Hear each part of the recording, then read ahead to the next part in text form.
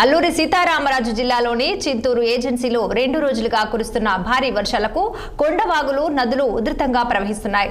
విఆర్పురం మండలం అన్నవరం కొండవాగు ఉధృతంగా ప్రవహిస్తుండటంతో జిల్లాలోని 40 గ్రామాలకు పూర్తిగా రాకపోకలు నిలిచిపోయాయి. మోతుగూడెం పొల్లూరు జలపాతం వద్ద కొండవాగు ఉధృతంగా ప్రవహిస్తుండటంతో జలపాతం సందర్శనకు వెళ్తున్న టూరిస్టులను పోలీసులు నిలిపివేశారు.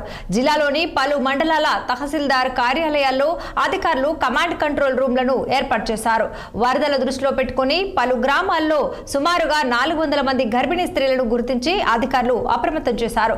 లోతట్టు ప్రాంతాల ప్రజలు అప్రమత్తంగా ఉండాలని, అత్యవసర పరిస్థితుల్లో అధికారులను సంప్రదించాలని సూచించారు చింతూరు ఐటీడీఏ ప్రాజెక్ట్ అధికారి అపూర్వ భరత్.